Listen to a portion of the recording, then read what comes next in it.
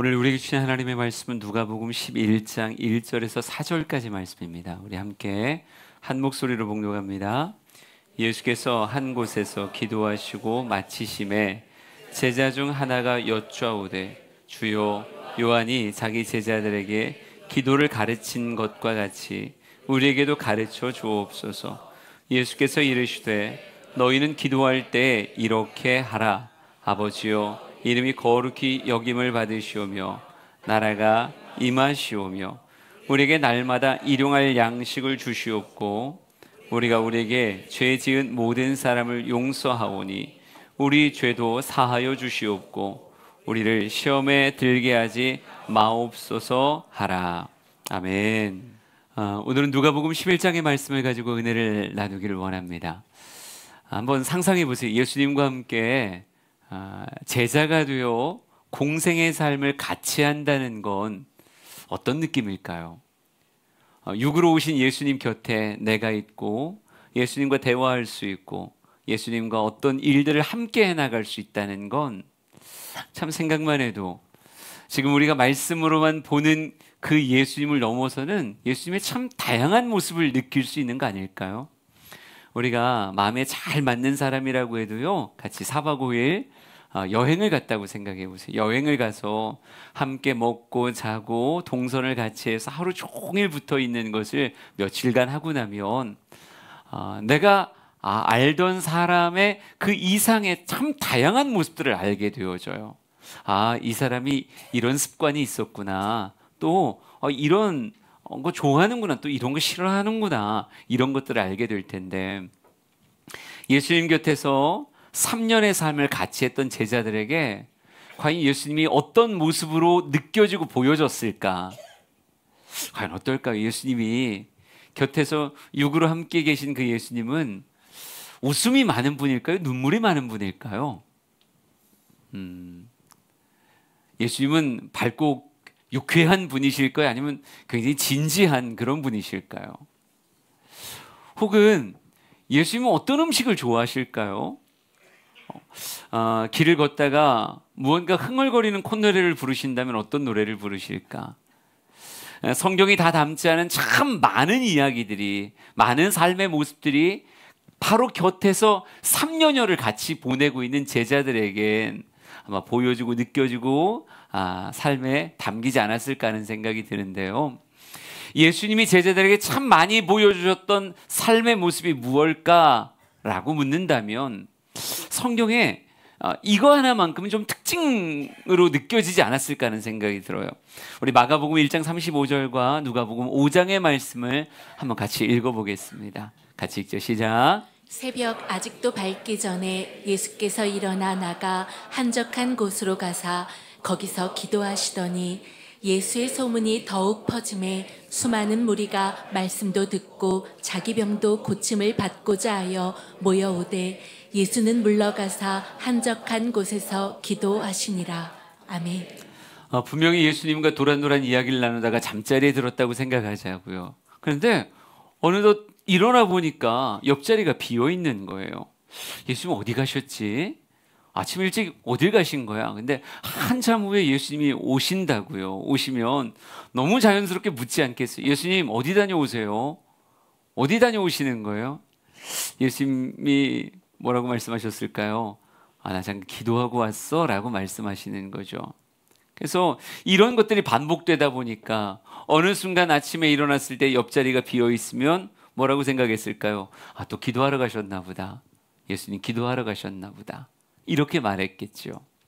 또 성경 말씀 보면요, 예수의 소문이 막 퍼져가니까 예수님이 워낙 많은 질병을 고치시기도 했고 기적의 주인공이 되시기도 하셨고 또 예수님의 가르침이 익히 들어왔던 서기관들과는 달랐으니 예수님의 대중적 인기가 얼마나 컸겠어요. 사람들이, 수많은 무리가 말씀도 듣고 병도 고침을 받고자 하여 모여왔다고 써 있어요. 근데 이 많은 사람들이 모여와 참 바쁜 시간을 보내고 있었던 예수님이 어느 때는요, 손사래를 치며 사람들을 다 물리시더라고요. 다 물리시더니 한적한 곳에 가셔요. 예수님 왜 이렇게 바쁜데 어딜 가실까 쫓아가 봤더니 역시 무엇하고 계세요? 기도하고 계시더라고요. 예수님은 기도하기 위해서 새벽에 일어난다? 이게 낯설지 않은 분이었어요. 예수님 굉장히 바쁘셨는데 참 많은 사람이 예수님을 원했거든요. 예수님과 함께 시간을 보내길 원했고 대화하기를 원했고 무언가를 같이 하기를 원했는데 그 바쁜 삶을 사셨지만 예수님은 시간 남아서 기도한 게 아니라요, 구별해서 기도하셨더라고요. 이 시간만큼은 안 돼. 아무리 너희들이 원해도 이 시간은 안 돼. 라고 하며 구별하며 바쁘니까 기도를 안 한 게 아니라 바빠도 기도하셨더라고요. 여러분, 이런 모습이 성경에 많이 나와요. 누가복음 6장도 한번 볼까요? 6장 12절, 13절 읽어봅시다. 시작.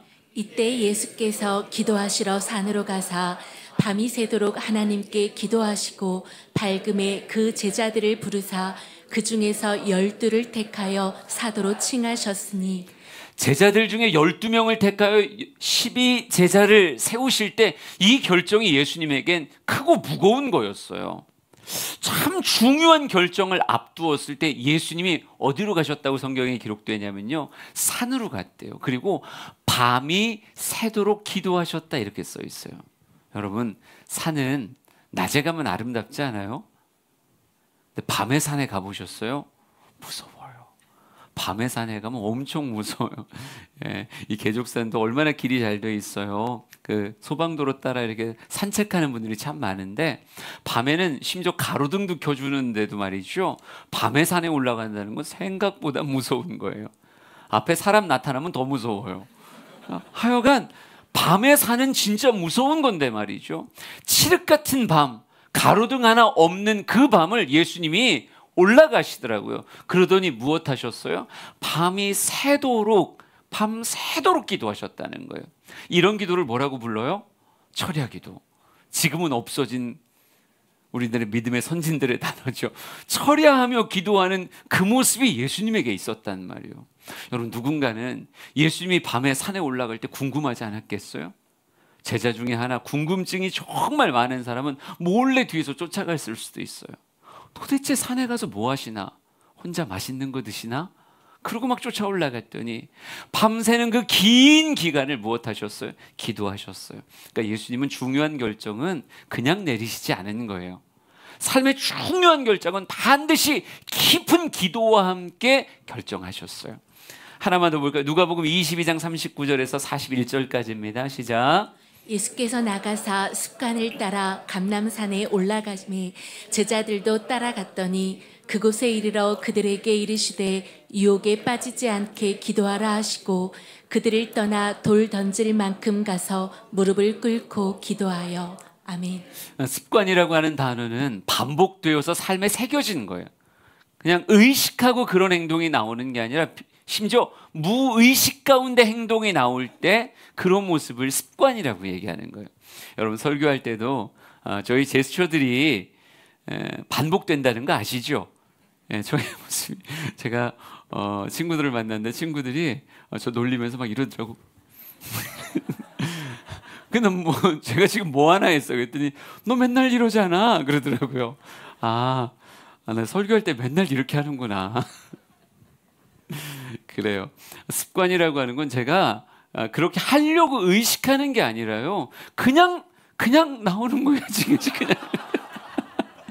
그냥 나오는 거예요. 그게 습관이거든요. 근데 예수님께서 기도하시는 모습을 보면 제자들이 이렇게 말한다고요. 또 기도하시네. 무릎을 꿇고 또 기도하시네. 제자들에겐 이게 너무 반복되어져서 보여진 거죠. 예수님은 새벽에도 기도하시고 또 언제도 기도하세요? 철야해서도 기도하시고, 예수님께서는 아무리 바빠도 시간 구별해서 기도하셨고요. 예수님께서는 습관이라고 불릴 만큼 곁에서 3년을 지켜보니까 예수님은 늘 무엇 하시더라? 또 기도하고 또 기도하고 또 기도하고 기도하시더라는 거죠. 여러분, 제자들이 예수님을 곁에서 이렇게 쭉 보다가 오늘 성경 말씀 보니까 한 제자가 굉장히 특별한 말을 해요. 오늘 읽었던 누가복음 11장 1절 말씀을 한번 같이 보겠습니다. 같이 읽어볼까요? 시작. 예수께서 한 곳에서 기도하시고 마치심에 제자 중 하나가 여짜오되 주여 요한이 자기 제자들에게 기도를 가르친 것과 같이 우리에게도 가르쳐 주옵소서. 아멘. 그날 역시 예수님께서 기도하고 오시자 늘 기도하는 그 예수님의 모습을 눈여겨보던 제자 중에 한 명이 이렇게 말합니다. 예수님, 저희에게도 기도를 가르쳐 주세요. 이렇게 말해요.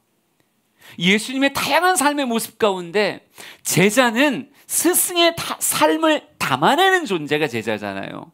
그러니까 무언가를 담고 싶은데 다른 걸 담고 싶었던 게 아니라 예수님 늘 기도하시던데 나도 기도를 배우고 싶어요. 예수님처럼 기도하고 싶어요. 라고 한 제자가 말했다는 거죠.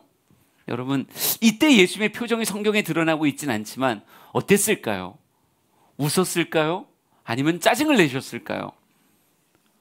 뭘 네가 감히 이제 기도를 배운다고 그래? 이렇게 말씀하셨을까요? 아니요, 나는 예수님께서 빙긋이 웃으셨을 것 같아요. 드디어 그들의 마음에 목마름이 생겼구나 라고 말씀하며 웃지 않았을까? 여러분, 근데 성경 말씀 보다 보니까 제자 중 하나라고 이렇게 써 있더라고요. 제자가 되게 많았을 텐데 제자 중 한 사람이 예수님께 나 이거만큼은 배우고 싶어요 라고 말하며 기도를 가르쳐 주세요 라고 하는 말을 했을 때 예수님 얼마나 행복했을까? 여러분, 우리 교회도 부목사님들도 계시고 신학생들도 있고 전사님들도 계시고 저와 함께 시간을 1년을 보내고 3년을 보내고 10년을 보내고 긴 시간을 보냈다고 치자고요. 내가 박형민 목사한테 배울 게 하나 있지 라고 하면서 저에게 나와서 목사님 커피 내리는 법 가르쳐 주세요. 이렇게 말하면 목사님 축구하는 것 좀 가르쳐 주세요. 목사님 자전거 타는 법 좀 가르쳐 이러면 물론 가르쳐 줄 수는 있는데 내가 그런 모습으로만 보이는구나. 이게 나에게 배울 만한 것으로 이것밖에 안 보이는구나 라고 말하면 좀 슬프지 않겠어요? 근데 어떤 이가 와서 목사님 정말 설교 어떻게 하는 거예요? 말씀을 가르칠 때 목사님 어떻게 그렇게 표현하고 가르치시는 거예요? 그런 관점과 그런 어휘와 그런 표현의 모습들을 배우고자 한다고 하면 저 왠지 기분이 좋을 것 같아요. 내가 정말 가르쳐주고 싶고 내가 정말 보여주고 싶었던 것을 배우고자 했을 때 기쁘지 않을까? 예수님께서 행복하셨던 것 같습니다. 다른 걸 배우겠다는 게 아니라 기도를, 예수님은 새벽에도 기도하시고 밤을 새워서라도 기도하실 만큼 기도를 중하게 생각하셨기에 기도를 배우겠다는 그에게 기뻐하며 입을 여시더라고요. 누가복음 11장 2절에서 4절까지를 한번 쭉 보겠습니다. 같이 읽죠. 시작. 예수께서 이르시되 너희는 기도할 때 이렇게 하라. 아버지여, 이름이 거룩히 여김을 받으시오며 나라가 임하시오며 우리에게 날마다 일용할 양식을 주시옵고 우리가 우리에게 죄지은 모든 사람을 용서하오니 우리 죄도 사하여 주시옵고 우리를 시험에 들게 하지 마시옵소서 하라. 아멘.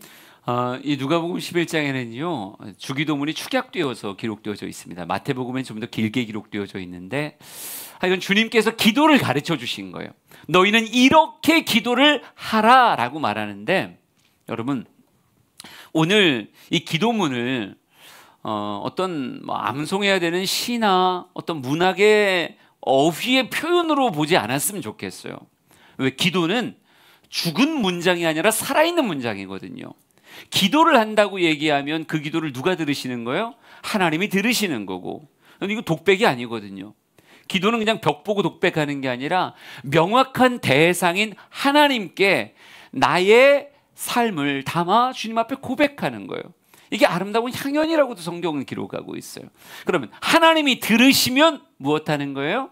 응답하시죠. 응답하셔서 기도는 죽은 문장이 아닌 게 하나님께 받아지고 우리의 삶에 나타나는 살아있는 문장이 기도예요. 그러기에 오늘 성경은 이렇게 기도하라라고 표현되고 있지만 실제는 기도하면 이런 일들이 너의 삶에 이루어질 거야 라고 하는, 왜? 하나님이 화답하셔서 이런 기도가 너에게 응답되어질 거야 라고 하는 말씀으로도 볼 수 있어요. 그러면 잘 생각해 보자고요. 성경에 이렇게 써 있습니다. 아버지요, 이름이 거룩히 여김을 받으시오며 라고 말하고 있는데, 저는 이게 기도는 이런 것이다 라고 하는 설명이 될 수 있다고 생각해요. 우리가 하나님의 이름을 거룩히 여기는 건 무엇으로 드러날 수 있는가? 난 기도로 드러난다고 생각합니다. 하나님을 얼마나 존중하는가, 하나님을 얼마나 내 삶의 대상으로 모셔드리는가 하는 것이 하나님이 받으시는 거룩히 여김 아니겠어요? 예, 기도할 때 하나님은 영광 받으신다고요. 하나님은 기도할 때 기뻐하시며 내가 너에게 존중을 받고 있다라고 말씀할 거예요. 여러분의 자녀가 월마다 꼬박꼬박 용돈은 자동이체로 들어와요. 그러나 1년이 지나도록 한 번도 전화는 안 와요.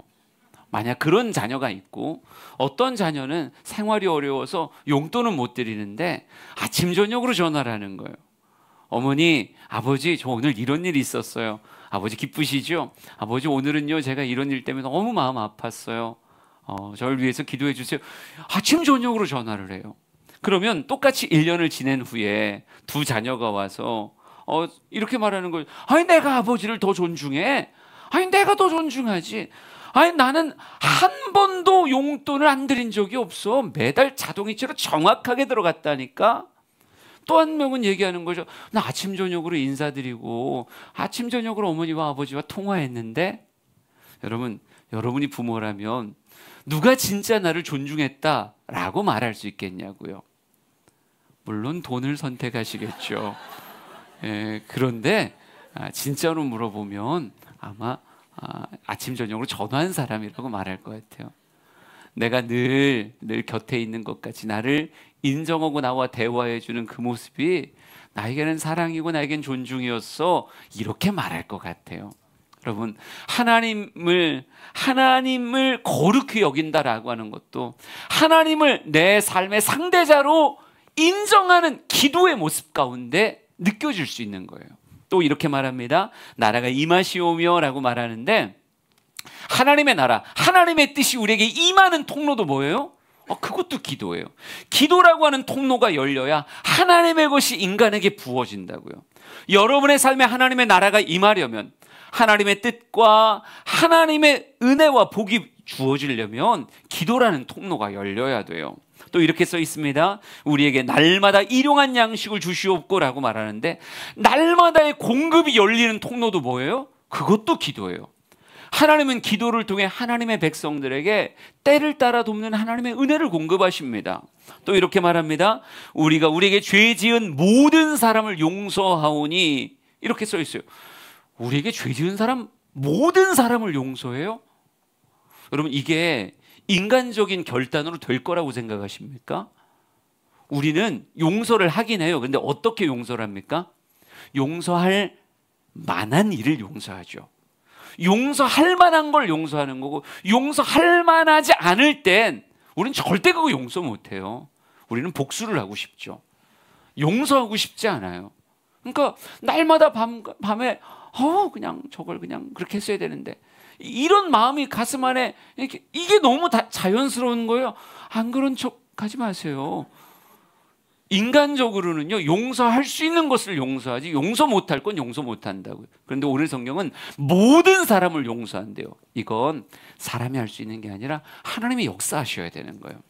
그러니까 하나님이 역사하셔서 내 마음을 번잡하게 만드는 모든 스트레스의 근원, 난 이게 나에게 죄 지은 사람이라고 생각하거든요.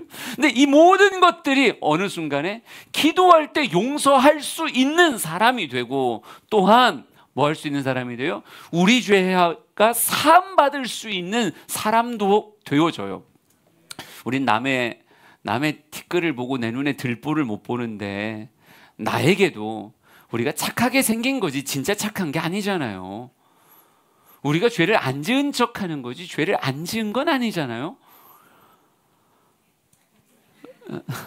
설교를 듣고 계세요 지금? 지금 너무 찔려서 말을 못하는 거예요. 여러분, 옆에 있는 사람은 착해 보이는 거지 착한 사람이 아닙니다. 우린 착하지 않아요. 그러니까 우리는 용서받아야 돼요. 우리 죄는 용서받아야 된다고요. 근데 이 죄를 용서받을 수 있는 것도 누가 해주시는 거예요? 열린 기도 가운데 하나님이 해주시는 거예요. 누군가를 용서할 수 있는 힘도 하나님께로 오는 거고, 내 죄가 사함받는 것도 하나님께 있는 거예요. 여러분, 우리가 시험 들지 않게 우리의 삶을 지킬 수 있는 힘도 다 하나님에게 있는 거예요.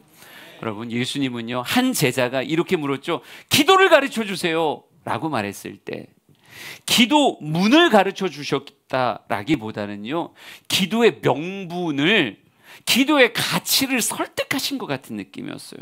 기도하고 살아야 된다. 내가 기도하고 살듯, 공생애를 살 수 있는 힘이 기도에 있듯, 너희들의 삶이 하나님께 쓰임받고 하나님에게 정말 공급받는 인생 되려면 기도해야 된다라고 말씀하는, 여러분, 이런 생각을 해봤어요. 우리는 사고 싶은 물건만 사는 건 아니구나. 그러니까 지금 제자 중에 한 명이 예수님 기도를 가르쳐 주세요 라고 얘기했을 때, 예수님은 그 한 사람만을 위해서 이야기한 건 아닐 것 같아요. 다른 제자들은 아무 생각 없이 옆에 있었다가 예수님께서 기도에 하나님이 거룩히 여김을 받는 거고, 기도할 때 하나님의 나라가 너에게 임하는 거고, 기도할 때 일용할 하나님의 은혜와 같은 양식이 너에게 공급되는 거고, 기도할 때 용서할 수 있고 용서받을 수 있으며, 기도해야 시험에 들지 않는 삶이 될 수 있어 라고 말할 때, 여러분, 배우길 원하는 사람 당연히 그 기도의 삶을 살려고 하겠지만, 그 곁에 아무 생각 없었던 사람들도 기도해야 돼 이런 생각 들지 않았을까요? 우리가 마트를 간다고 생각하자고요. 우리는 현명한 소비를 하는 사람이니까 반드시 적어서 가겠죠? 계란 한 판 사갖고 올 거야, 당근 2개, 그리고 절대 다른 건 안 사고 돼지고기 1kg만 사갖고 오자, 이렇게 딱 써서 마트를 들어갔다고 생각하세요. 여러분, 마트가 만만한 곳이 아닙니다. 여러분, 그렇게 써갖고 들어가도 나올 때 보면요, 뭔가 다른 게 많이 담겨 있어요. 왜 그래요? 마트 사람들이 보통 사람들이 아니에요. 그 동선을 괜히 그렇게 배치한 것도 아니고요. 여러분 눈앞에 잘 보이도록 디스플레이를 괜히 그렇게 한 게 아니에요. 머리 좋은 사람들이 어떻게 하면 충동시킬까? 어떻게 하면 저 사람을 설득해서 지갑을 열게 할까? 이런 마음 가지고 기가 막히게 물건을 배치한 곳이 그게 마트고 그게 백화점이에요. 그러니까 가서 돌다 보면 배우고자 했던 사람, 정말 알고자 하고 사고자 했던 사람만 동하는 게 아니라, 우리는 분명히 아이 쇼핑만 하려고 했는데 나와 보면 옷이 달라져 있고 나와 보면 신발이 달라져 있잖아요. 여러분, 저는 오늘 여러분이 기도라고 하는 단어를 배우고자 하는 그런 제자 중 한 사람이 이 가운데 있을 수 있어요. 하지만 기도는 그 사람에게만 필요한 게 아니거든요. 나는 기도에 대한 아무 생각이 없었던 사람도 저는 오늘 예수님이 하시는 이야기에 설득됐으면 좋겠습니다. 기도는 예수님에게 참 중요한, 육을 가지신 예수님에게 참 중요한 능력의 근원이었다면, 오늘 우리에게도 반드시 열고 체득해야 되는 아주 소중한 신앙생활의 힘이 뭐다? 그게 바로 기도라는 거죠. 저는 오늘 말씀이 여러분에게 귀한 설득이었으면 좋겠습니다. 하나님은 여러분과 기도로 교제하길 원하세요. 하나님의 나라는 기도를 통해 여러분에게 주어집니다. 우리에게 공급할 매일의 일용할 양식과 같은 매일의 기도의 능력이 우리의 모두에게 필요하다고요. 용서받고 용서하며 시험을 이기려면 우리에게 뭐가 필요하다고요? 기도가 필요함을 믿으시면 아멘. 나는 기도해야 됩니다라고 하는 것을 긍정하신다면 아멘. 그래요, 우리에겐 기도가 필요하다니까요. 인간을 너무 크게 보시면 안 됩니다. 인간은요, 외부로부터 오는 도움이 절실한 존재예요. 하나님은 인간을 홀로 거하여 완성되는 인생으로 만드시지 않았어요. 우리가 하나님의 상대자라고 얘기하는데, 우리는 하나님과 함께 해야만 인간의 인간다움이 만들어지는 그런 존재가 바로 인생이라고요. 그러니까 하나님 없이 하나님의 뜻대로 살아간다는 건 불가능한 거예요. 하나님이 지금 나와 함께 하시며 지금 내게 은혜를 공급하셔야 하나님의 말씀대로 살 수 있는 거지. 그러니까 이렇게 표현하자고요. 성경을 쭉 읽어요. 쭉 읽으면서 하나님이 이렇게 말씀하시는구나. 이게 하나님의 뜻이구나. 여러분, 안다고 살 수 있는 힘이 인간에게는 없다니까요. 그러니까 알아서 사는 게 아니라 아는 그 말씀대로 살아가려면 뭐가 있어야 돼요? 하나님과 내가 연결되어 하나님의 능력이 부어지는 기도라는 통로가 열려야 비로소 말씀대로 살 수 있는 거예요. 지난주에 어떤 분이 저한테 묻더라고요. 목사님, 설교하시고 사람들이 은혜를 받는 것 같은데 왜 그렇게 안 살까요? 그러게요. 설교가 잘못됐나요? 근데 목사님, 이렇게 보면 사람들이 진짜 은혜 받은 것 같아요. 은혜 받은 것 같이 말하더라고요. 근데 왜 그렇게 안 살까요? 그 사이에 비어있는 공간이 저는 그게 기도라고 생각해요. 말씀이 진정 소화되려면 말씀을 기도라고 하는 열린 통로를 열 줄 알아야 하나님이 우리의 삶에 함께 하시며 무엇이 이루어지는 거예요? 하나님의 역사가, 하나님의 능력이 나로 그렇게 살아가게 만드시는 거예요. 우리 예레미야 33장 2절, 히브리서 4장 16절 잘 아는 말씀이에요. 우리 선포하듯 읽어봅시다. 시작. 이를 행하시는 여호와, 그것을 만들며 성취하시는 여호와, 그의 이름을 여호와라 하는 이가 이와 같이 이르시도다. 그러므로 우리는 긍휼하심을 받고 때를 따라 돕는 은혜를 얻기 위하여 은혜의 보좌 앞에 담대히 나아갈 것이니라. 아멘. 일은 인간의 손에서 행하여지는 것이 아니라 하나님의 손에서 행하여지는 거예요. 성취라고 하는 것도 인간의 힘만으로 되는 게 아니라 하나님이 역사하셔야 일이 성취가 되어지는 거예요. 여러분, 인간이 아무리 열심히 합력을 해도요, 결국은 바벨탑이라니까요. 여러분, 바벨탑은 완성됐나요? 완성이 안 됐어요. 나름 열심히 무언가 해보려고 해도 진정한 일에 제대로 된 진행이 있으려면 하나님이 함께 하셔야 되고, 제대로 결과 맺어지려면, 열매가 맺어지려면 누가 함께 하셔야 돼요? 하나님이 함께 하셔야 돼요. 하나님은 인간을 스스로 완성할 수 있는 존재로 만드시지 않았어요. 하나님과 함께 해야 일이 되어지고 성취 되어지도록 인간을 하나님 그렇게 하나님과 동행하는 자로 만드셨다는 거예요. 그러기에 우리에게 뭐가 필요한 거예요? 때를 따라 돕는 은혜라고 하는, 때를 따라 돕는 은혜라는 하나님의 일하심과 하나님의 역사하심 우리의 삶에 반드시 필요한 겁니다. 우리 사랑하는 성도들이 하나님과 여러분의 삶의 관계를 열어가는 기도의 자리에 설 수 있었으면 좋겠습니다. 내가 기도해야 되는구나 라고 하는 것이 여러분 안에 자리 잡았으면 좋겠어요.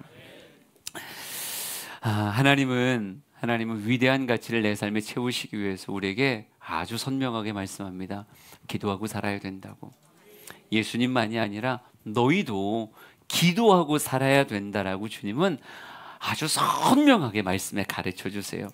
우리 마태복음 7장 7절, 8절, 11절 세 절의 말씀을 같이 읽습니다. 시작. 구하라, 그리하면 너희에게 주실 것이요, 찾으라, 그리하면 찾아낼 것이요, 문을 두드리라, 그리하면 너희에게 열릴 것이니, 구하는 이마다 받을 것이요, 찾는 이는 찾아낼 것이요, 두드리는 이에게는 열릴 것이니라. 너희가 악한 자라도 좋은 것으로 자식에게 줄 줄 알거든 하물며 하늘에 계신 너희 아버지께서 구하는 자에게 좋은 것으로 주시지 않겠느냐. 아멘. 구하고 찾고 두드리면 하나님은 이렇게 말합니다. 좋은 것으로 너에게 주겠다라고 말씀하세요. 여러분, 자녀와 부모 사이에서 이제 저도 이제 딸들을 키우는 아빠 아닙니까? 부모된 심정에서 자녀가 구하고 찾고 두드려요. 정말로 구하고 찾고 두드리면 여러분 이길 수 있어요? 그렇군요. 여러분은 찌르면 피가 안 나올 것 같습니다. 근데 원래 찔러서 피가 나오는 사람은 자녀를 이길 수가 없어요. 저는 피가 나오기 때문에 이길 수가 없어요. 정말 자녀가 구하고 찾고 두드리면 여러분 그걸 부모가 어떻게 이기냐고요. 능력이 없으면 마음은 원인데 능력이 없어서 못 해주는 경우는 있겠죠. 하지만 능력이 있어요. 능력이 있는 것 안에서 정말 구하고 찾고 두드리면 부모는 자녀를 절대 이길 수가 없습니다. 절대 이길 수 없어요. 왜요? 더 사랑하거든요. 자녀보다 부모가 더 사랑해요. 자녀가 사랑하는 게 1이면 부모가 자녀를 사랑하는 건 10이고 50이고 100일 수 있어요. 더 사랑하는데 사랑하는 존재가 내게 와서 내 능력 안에서 구하고 찾고 두드리면 이걸 이길 수 있는 부모는 없다고요. 때로는 그가 무엇이 좋은지를 분별하지 못해서 잘못되게 구하는 경우는 있겠죠. 그러면 합하다면 즉시, 혹은 지금이 아니라면 잠시 후에, 혹은 그 대화에 구하는 기간 동안 설득하여 이건 너에게 복이 아니야, 이것이 너에게 복이야 라고 하는 다른 것으로 줄진 모르겠지만 중요한 건요, 사랑하는 자의 구하고 찾고 두드림을 이길 수 있는 부모는 없다고요. 사랑하는 자가 구하는, 찾는, 두드리는 건 반드시 화답될 수 있어요. 어떤 것으로? 좋은 것으로 화답되는 거예요. 여러분, 우리의 기도는 이게 굉장히 존귀한 게요, 하나님을 움직이는 아주 강력한 힘이 있습니다. 하나님은 나보다 나를 더 사랑하시기에 하나님은 우리에게 늘 기도 가운데 무엇으로 화답하신다? 하나님 뜻에 좋은 것으로 화답하세요. 당장 그건 아닐 수 있을지 모르겠지만, 왜? 그게 나에게 해되는 것인 줄도 모르고 구할 수 있으니까. 중요한 건 하나님은요, 기도 가운데 반드시 좋은 것으로 화답하십니다. 저는 우리 사랑하는 성도들이 기도하며 살았으면 좋겠어요. 그러니까 이 비밀을 깨달은 신앙의 선진들은 무엇하고 살았을까요? 너무 당연하게 기도하고 살았죠. 주님이 기도하고 사셨듯 우리 믿음의 선진들도 다 기도하고 살았어요. 사도 바울의 가르침을 한번 잠깐 볼까요? 로마서 12장과 골로새서 4장입니다. 같이 읽어봅시다. 시작. 소망 중에 즐거워하며 환난 중에 참으며 기도에 항상 힘쓰며 기도를 계속하고 기도에 감사함으로 깨어 있으라. 아멘. 사도 바울이 인생을 살아가면서 정말 무엇이 존귀한 삶인가, 나의 사랑하는 제자들이, 내 사랑하는 성도들이 무엇하고 인생을 살았으면 좋겠는가 라고 물었을 때 사도 바울은 이렇게 말해요. 기도에 힘쓰면서 살아라. 기도에 대해서 힘 빼지 말고 기도에 힘쓰면서 살아라. 기도를 계속하고 기도에 대해서 깨어 있어야 된다라고 이야기하더라고요. 왜요?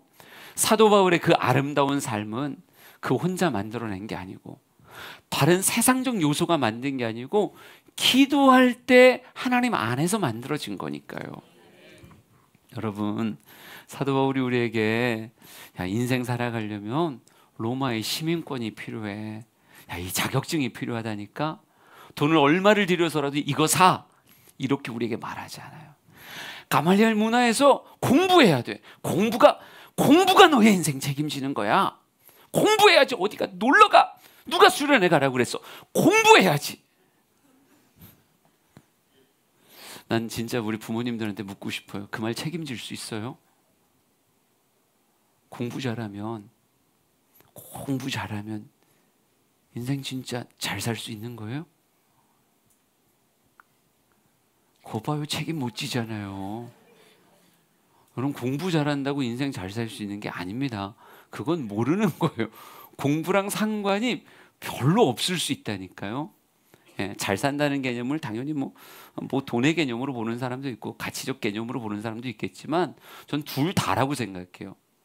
좋은 학벌을 지녔다고 해서 부자로 산다? 그건 그냥 뭐예요 그게? 그거 아니에요. 오히려 여러분 곁에 진짜 부자들은, 학벌로 된 부자들은 별로 없어요. 예, 다른 요소가 훨씬 크다고요. 그러게 여러분에게 말하고 싶은 게 뭐냐면, 사도 바울은 최고의 학부에서 배웠지만 공부가 답이다 이렇게 말 안 해요. 정말 좋은 자격증, 로마의 시민권을 갖고 있었지만요, 이게 해답이 했다 이런 말을 안 해요. 사도 바울은 굉장히 부유했던 사람이지만 돈이 해결이다 이렇게 말하지 않는다고요. 정말 힘쓰며 깨어있고 그러며 계속해야 되는 정말 존귀함의 가치가 무엇이냐라고 물었더니 사도 바울은 우리에게 이렇게 말하는 거예요. 기도하는 삶이다. 기도하는 삶이다. 아까 로마서 12장 12절 말씀 봤었는데 다시 한번 볼까요? 이렇게 써 있어요. 소망 중에 즐거워하며 환난 중에 참으며 기도에 항상 힘쓰며 이렇게 써 있는데, 여러분 사도 바울이 우리가 잘 알듯 1차 전도 여행, 2차 전도 여행, 또 3차는 앞송되면서 전도 여행을 했었잖아요. 근데 사도 바울의 전도 여행을 할 때 한번 생각해 보세요. 사도 바울의 전도의 그 걸음이 쉬웠을까요? 아니, 절대 쉽지 않았어요. 환난 중에 참으며 이렇게 써 있는데, 사도 바울의 전도 여행은 누군가는 막 돌을 던지는 것 같은 핍박이었다고요. 사람들이 무리지어 사도 바울을 죽이려고 하고요, 사도 바울을 옥에 가두기도 하고 엄청난 고난을 당했던 환난의 걸음이 전도 여행의 걸음이었어요. 여러분 어떻게 참을 수 있었을까요? 도대체 어떻게 그 환난을 참으며 1차의 전도 여행을, 그리고 그 환난의 길이 뻔한데 어떻게 2차의 걸음을 걸을 수 있었을까요? 진짜 너무너무 힘들었을 텐데 어떻게 견뎌내면 3차 전도여행을 떠날 수 있었을까요? 오늘 문장을 뒤집으면 이렇게 되는 거예요. 기도에 힘썼더니 환난을 무엇할 수 있었다? 참을 수 있었다. 그러면서 뭐예요? 소망 중에 즐거워했다 이렇게 써 있죠. 사도 바울의 그 걸음은 단순히 환난을 참아내는 걸음뿐 아니라요, 하나님이 주시는 소망 가운데 즐거움의 걸음이었어요. 교회가 세워지고 영혼들이 새로워지며 하나님의 그 역사를 경험할 수 있는 소망 중에 즐거워하는 그런 걸음이었다고요. 여러분 기도할 때 하나님은 참을 수 있게 하셨고요, 기도할 때 하나님은 즐겁게 하셨어요. 기도하면 소망이 가슴에 가득 차요. 지금의 현실이 보이는 게 아니라 하나님의 행하실 그 일들이 보여지니까. 저 우리 사랑하는 성도들이 정말 기도하고 살아가는 사람 되길 원합니다. 믿음의 선진들이 하나같이 입을 모아서 얘기해요.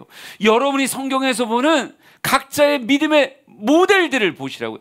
그들의 살았던 시대도 다르고 삶의 환경도 다르지만 그들이 그렇게 우리 눈에 존귀하게 보일 수 있었던 공통된 조건 하나는, 그 사람 다 뭐하는 사람이에요? 기도하는 사람이었어요. 우리 지난주에 이기복 감독님 오셔서 설교해 주셨는데, 여러분 목회 한 40년 하셨을 거예요. 목회 40년 하고 이제 은퇴 목사로서 원로 목사의 삶을 살아가고 있는데, 여러분 인생을 담아서 우리 사랑하는 주양의 성도들에게 딱 한마디를 주시죠. 무엇하고 살아라? 기도하고 살아라. 울며 기도할 줄 아는 인생, 통곡하며 기도하는 인생. 기도할 때 문제가 돌파되더라 이 얘기 아니에요? 기도하면 하나님이 도와주시더라. 기도는 반드시 하나님이 응답하시더라. 기도하면 어려움이 없다라고 이야기하시더라고요. 저는 어른의 삶에 담긴 그 무게, 여러분이 소중하게 받으셨으면 좋겠어요. 여러분 목회의 길을 다 걷고 은퇴하신 목사님이 우리한테 와서 거짓말할 이유가 있을까요? 절대 없다니까요. 삶의 무게가 있는데, 긴 목회의 시간 동안 참 많은 일들이 있었지만 이 많은 일들을 돌파할 수 있는 유일한 힘의 근원은 무엇이었다? 기도였다. 우리 사랑하는 성도들이 기도의 삶을 살기를 간절히 소망합니다. 그러면서 오늘 본문은요 굉장히 중요한 인사이트를 줘요. 어떤 인사이트냐? 첫째, 기도는 배우는 거구나. 저절로 되는 게 아니라 기도는 배우는 거구나. 예수님의 제자는 기도를 가르쳐 주세요라고 말했고, 예수님은 이렇게 기도하라라고 가르쳐 주시더라고요. 굉장히 중요한 얘기예요. 기도는 그냥 되는 게 아니라 무엇을 통해서 습득되는 거예요? 가르치고 배우는 것을 통해서 습득되어지는 거예요. 그러기에 저는 우리 사랑하는 성도들이 기도를 배워가기를 결단하셨으면 좋겠습니다. 그러니까 기도의 자리에 같이 서야 되는 거예요. 예수님이 새벽에 정말 어둠을 뚫고 어딘가로 가시면 기도하러 가시는 건가? 그럼 어떻게 해야 돼요? 따라가야 되는 거예요. 그리고 예수님께서 습관을 쫓아 무릎을 꿇어 기도하면 우리도 무엇하는 거예요? 무릎을 꿇어 기도하는 거예요. 그러면서 무엇하는 거예요? 예수님이 기도하는 그 모습을, 그 내용을 때로는 흉내를 내보기도 하고 때로는 그 모습을 그냥 무작정 따라해 보기도 하면서 기도를 배워가는 거예요. 아, 기도는 배우는 거구나. 여러분, 이게 여러분에게 굉장히 중요한 깨우침으로 다가왔으면 좋겠습니다. 누군가는요, 기도가 그냥 되기를 원해요. 그러니까 기도의 자리에 서서 나도 기도해 보려고 했는데 배운 것도 없고 노력해 본 적도 없으니 당연히 기도가 될까요, 안 될까요? 당연히 안 되죠. 당연히 안 되니까 아우, 나 그냥 기도를 못하고 어때, 그냥 이렇게 말하는 거예요. 난 참 안타까운 게 찬양은 배우려고 하시잖아요. 말씀도 배우려고 하시잖아요. 신앙생활의 다른 모습들은 다 배우려고 하는데 기도에 대해서 배우려고 하지 않는 사람들이 있어요. 우리 사랑하는 성도들이 기도를 배워가는 모습 되길 원합니다. 우리 아이들이 어떻게 언어를 배워요? 여러분, 그 어떤 아기도 태어나자마자 딱딱 태어나자마자 어머님 수고하셨습니다. 의사 선생님 오늘 많이 애쓰시더라고요. 제가 나올까 말까 살짝 고민했는데 그냥 나와줬습니다. 간호사 선생님도 감사하고요. 지금 제가 배가 고프니까 우유를 몇 cc 정도 타서 저에게 주시면 대단히 감사하겠습니다. 이렇게 말하는 아이는 한 명도 없어요. 원함이 있어도 그냥 뭐라고 할 뿐이에요? 응애라고 할 뿐이에요. 응애라고 할 뿐이에요. 여러분, 긴 시간을 통해서 엄마의 언어를 흉내내는 거예요. 맘마, 엄마, 아빠 흉내내는 거예요. 그러다가 어느 순간 말문이 트이면 여러분도 여러분의 자녀가 천재인 줄 알았죠. 어머, 얘가 이런 말을 했어요. 막 너무 어른 같은 말을 하지 않아요? 아니셨군요. 오늘따라 전혀 교감이 안 되는 설교를 하는 이상한 느낌이 듭니다. 이게 보편적인 경험인데 왜 우리 교회는 보편적이지 않을까요? 보통 아이들이 어버버버 짧은 말로 하다가 가끔 부모를 깜짝 놀래켜요. 왜 그러냐면 말문이 트이면요, 정말 안에 담았던 텔레비전에서 봤고 어른들이 했던 희한한 말들을 흉내내거든요. 그런 말들로 막 자기를 표현하는 거예요. 어머님 살림살이가 많이 힘드시죠? 뭐 이런 듣도 보도 못한 얘기를 갑자기 해서 우리를 깜짝 놀래키는 거잖아요. 말문이 트여서 그래요. 여러분, 기도도 처음엔 단문이고 처음엔 어색하고 처음엔 빽 한 번 소리 지르는 것 같지만 배워가며 언어가 트이면 뭐 돼요? 기도에 능숙한 자가 되고 기도를 통해 더 풍성한 그런 기도적 어휘의 삶을 살아가게 된다고요. 우리가 오늘 알아야 되는 거야. 기도는 배우는 거구나. 우리 사랑하는 성도들이 기도의 자리를 통해 기도의 모습을 흉내내고 따라감을 통해 기도를 배워가는 우리 모두가 되길 간절히 소망합니다. 내일 새벽에 막 나오고 싶죠? 그런 분들 아멘. 봐보세요. 우리 교회는 절대 쉽게 아멘하지 않습니다. 우리는 막 정신 똑바로 차리고 아멘하니까요. 막 저녁 기도에 나오고 싶죠? 이거 보세요. 지금 막 굉장히 눈치 보고 있잖아요. 그런데 그런 자리들이 다 무엇하는 거예요? 기도를 배워가는 자리예요. 기도는 신앙의 삶을 살아가는 성도에게선 반드시 체득되어져야 되는. 여러분이 어부라고 생각해 보세요. 어부인데 수영을 못해요. 이건 굉장히 심각한 거예요. 언제 바다에 빠질지 모르는데. 그러니까 반드시 수영은 배워야 된다. 이거 어부의 삶을 살겠다 그러면 너무 당연한 거 아니에요? 전 똑같이 말하고 싶어요. 성도로 살아가는데 기도를 배우지 않는다? 이거는 너무 어색한 거예요. 성도로 살아가겠다라고 얘기하면 기도는 반드시 체득되어져야 됩니다. 그러기 위해서 마지막 한마디 할 거예요. 너희는 이렇게 기도하라. 여러분, 지금까지 모든 건 다 이론이에요. 제가 지금까지 얘기한 건 다 이론이고 설득이라고요.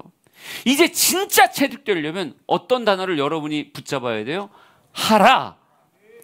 해야 배워지는 거예요. 우리 사랑하는 성도들이 기도하며 살아가는 삶 되길 진심으로 축복합니다. 목사가 여러분에게 나쁜 거 권하지 않아요. 성도는 기도하고 사는 거예요. 기도할 때 주님께서 약속하신 다양한 일들, 하나님이 내 삶에 존중을 받으시고 하나님의 나라가 내 삶에 임하고 일용할 양식과 같은 하나님의 은혜가 내게 공급되어지며 용서할 수 있고 용서받을 수 있는 삶의 관계가 기도 가운데 주님 주신 능력 가운데 풀어진다고요. 시험에 들지 않은 강건한 삶, 하나님께서 기도 가운데 내 인생 만들어 주십니다. 우리 이 시간 함께 찬양할 건데요, 원하고 바라고 기도합니다. 이 찬양 부를 때 하나님 정말 기도하며 사는 인생 되게 하세요. 하나님 내가 설득되게 하시고 기도의 자리에서 기도를 배워가게 하소서. 우리 그런 모습으로 조합해 나가겠습니다. 찬양합시다. 이 세상을 살아가는 동안에 나의 힘을 의지할 수 없으니 기도하고 낙심하지 말 것은 주께서 참 소망이 되심이라. 주의 길을 걸어가는 동안에 세상의 것 의지할 수 없으니 감사하고 낙심하지 말 것은 주께서 참 기쁨이 되심이라. 하나님의 꿈이 나의 비전이 되고 예수님의 성품이 나의 인격이 되고 성령님의 권능이 나의 능력이 되길 원하고 바라고 기도합니다. 우리 가사를 기억합시다. 하나님의 꿈이 나의 비전이 되고 예수님의 성품이 나의 인격이 되고 성령님의 권능이 나의 능력이 되길 원하고 바라고 기도합니다. 다시 한번 하나님의 꿈이 나의 비전이 되고 예수님의 성품이 나의 인격이 되고 성령님의 권능이 나의 능력이 되길 원하고 바라고 기도합니다. 예수님은 이 땅의 삶을 기도하며 사셨습니다.